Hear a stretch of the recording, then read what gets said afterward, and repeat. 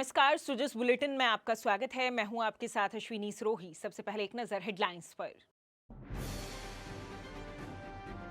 मुख्यमंत्री की अध्यक्षता में हुई राज्य मंत्रिमंडल की बैठक। प्रदेश में कुल 7 संभाग और 41 जिले रखने सहित हुए विभिन्न अहम फैसले।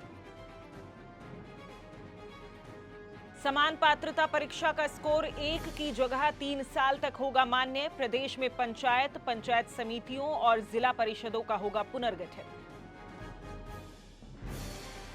मुख्यमंत्री ने लिखा, केंद्रीय कृषि एवं किसान कल्याण मंत्री को पत्र। मूंग का खरीद लक्ष्य और खरीद अवधि बढ़ाने से किसानों को होगा फायदा।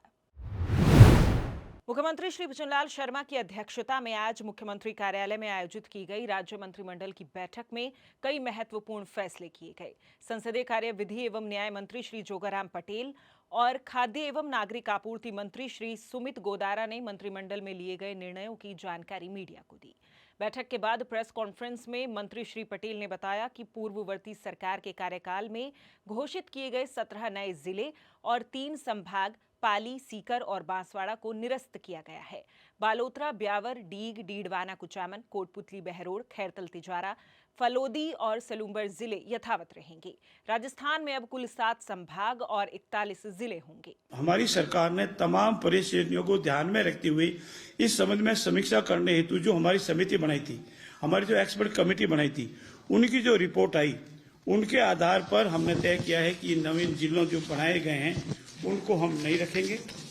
उन जिलों की अभी आवश्यकता नहीं है और जो हमारे 3 संभाग बने हैं उनकी भी आवश्यकता नहीं है। भविष्य में जब कभी भी सरकार ठीक लगेगी, जनता की मांग आएगी, कभी भी सरकार कर सकती है, इसमें कोई सरकार के ऊपर बंदिश नहीं है। इसलिए मंत्रिमंडल ने इस निर्णय के बाद अब राजस्थान में कुल 7 संभाग ही रहेंगे और 41 जिले ही रहेंगे। बाकी वाले जो उन्होंने बनाए हैं वो नहीं रहेंगे। एक जाते जाते उन्होंने मालपुरा, सुजानगढ़ और कुचामन सिटी 3 जिले और बनाए थे, लेकिन उसकी विधिवत अधिसूचना नहीं हुई थी और न उनका गठन हुआ था। इसलिए इसको भी, चूंकि वो गठन ही नहीं हुआ था, इसलिए इसको भी मंत्रिमंडल ने सरकार ने मान लिया, इसकी भी आवश्यकता नहीं है। बाकी जिले यथावत रहेंगे। सरकार पूरा कोशिश करेगी कि हमारे जिले प्रशासनिक दृष्टि से सुदृढ़ता से कार्य करे, जनहित में कार्य करे, हमारी बजट घोषणा, सरकार की योजनाओं को जनता तक पहुंचावे और इसमें किसी तरह की कोई विवाद नहीं रहे। भविष्य में भी समय अनुकूल हम इस संबंध में और भी निर्णय लेंगे। ऐसी स्थिति में ये जो हमारा जिलों के पुनर्गठन का जो विषय था वो आज इस समय मंत्रिमंडल समिति ने, हमारे मंत्रिमंडल में निर्णय लिया गया है कि नवीन जो जिले बने थे वो नहीं रहेंगे और जो 3 नए संभाग बने थे वो नहीं रहेंगे। 8 जिले रखे जा रहे हैं। 8 जिलों में ये अपने हैं बालोतरा, ब्यावर, डीग, डीडवाना, कुचामन, कोटपुतली, बहरोड 5, खैरतल, तिजारा 6, फलोदी 7 और सलम्बर 8।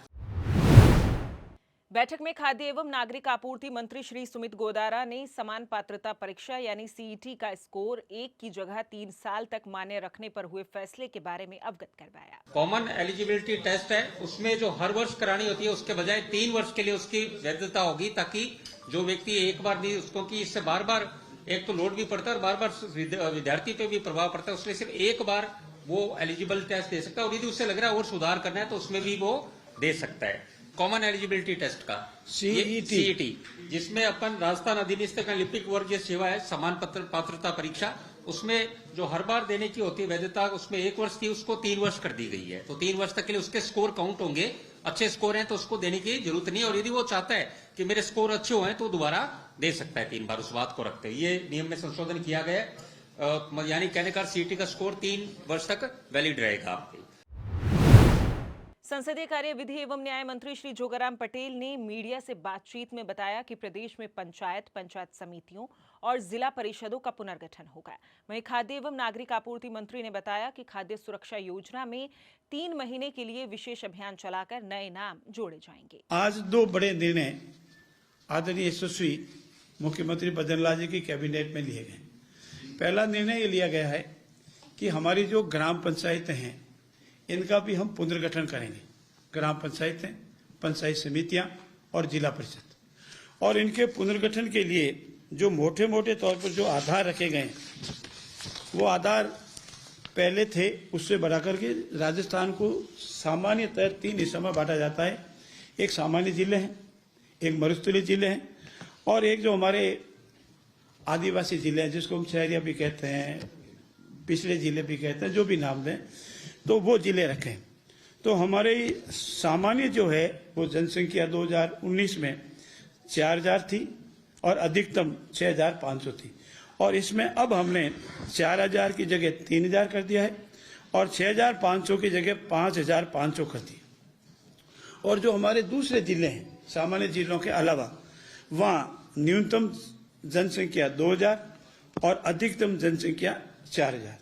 हमारे जो 3000 की जो सामान्य संख्या है उस पर 7 वार्ड बनेंगे और अगर 1000 जनसंख्या बढ़ती है तो प्रत्येक 1000 पर 2 या उससे अधिक वार्ड बनेंगे। ये सामान्य प्रक्रिया के तहत रखी है और हमारा ये भी निर्णय है कि हम धीरे धीरे कर इसकी एक निश्चित तारीख भी तय करेंगे।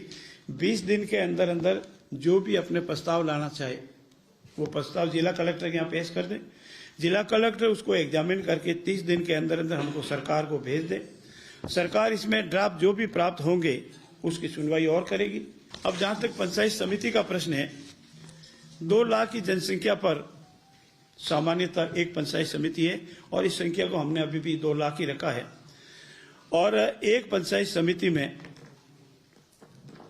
करीब 40 वार्ड ग्राम पंचायत है और नवसर्जित निकाय जो हमारे अब जो बनेंगे जिसमें जो हमारे सामान्य है उसमें 25, अब हमने जो तय किया है 40 के स्थान पर 25 ग्राम पंचायत अगर हो जाएगी तो वो पंचायत समिति बनने की योग्यता रखती है। पंचायत समिति बन सकती है, 2-4 ऊपर नीचे हो सकती है। और जहां तक हमारे जिला परिषद का विषय है, 4 लाख पर एक जिला परिषद है और 1 लाख या उससे अधिक बढ़ने पर 2 अतिरिक्त वार्ड बढ़ सकेंगे। ये सामान्य प्रक्रिया में पंचायतों के पुनर्गठन की अधिसूचना नियमानुसार जारी होगी। खाद्य सुरक्षा योजना में जो लाभार्थी हैं, अभी हमारे पास लगभग 10 लाख के आसपास वैकेंट फीस है, तो उसमें नए नाम जोड़ने का मुख्यमंत्री जी का निर्देश रहा और साथ में जो लाभार्थी जिन्होंने ई-केवाईसी 31 दिसंबर तक नहीं कराई उनके नाम एबियंस में रखकर के डिलीशन पे रखकर ताकि वो जो वापिस जुड़ना चाहिए 3 महीने का समय दिया ताकि जुड़े, ताकि जो बाकी वंचित रहे उनको जोड़ा जा सके। वहीं मुख्यमंत्री श्री भजनलाल शर्मा ने आज मुख्यमंत्री निवास पर कोटा संभाग के सभी मंत्रीगण और विधायकों के साथ बैठक ली। इस अवसर पर क्षेत्र के विकास कार्यों, जन कल्याणकारी योजनाओं की प्रगति और आगामी परियोजनाओं पर विस्तृत चर्चा की गई। साथ ही संभाग की प्रमुख समस्याओं और उनके समाधान पर भी गहन विमर्श किया गया।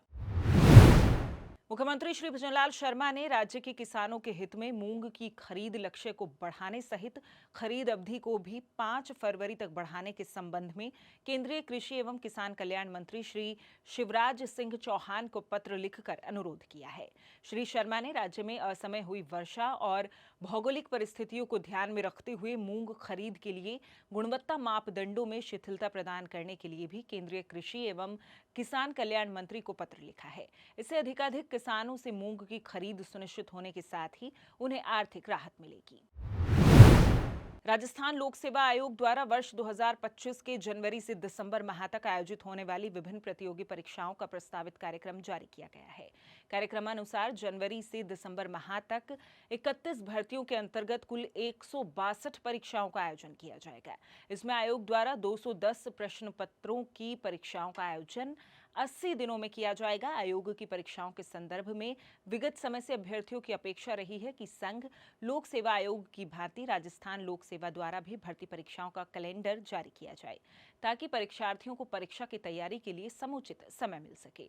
इसी के दृष्टिगत आयोग द्वारा परीक्षा की प्रस्तावित परीक्षा दिनांक विज्ञापन के साथ अथवा कुछ समय के बाद ही जारी करते हुए नियत कार्यक्रमानुसार परीक्षाओं के आयोजन का प्रयास किया जा रहा है। इसी क्रम में आयोग द्वारा वर्ष 2025 में प्रस्तावित परीक्षाओं के कार्यक्रम में 10 भर्ती परीक्षाओं की पूर्व में प्रस्तावित दिनांक में संशोधन और 7 अन्य भर्ती परीक्षाओं की प्रस्तावित परीक्षा तिथि को सम्मिलित किया गया है। उक्त सभी परीक्षाओं का विस्तृत कार्यक्रम यथासमय जारी कर दिया जाएगा।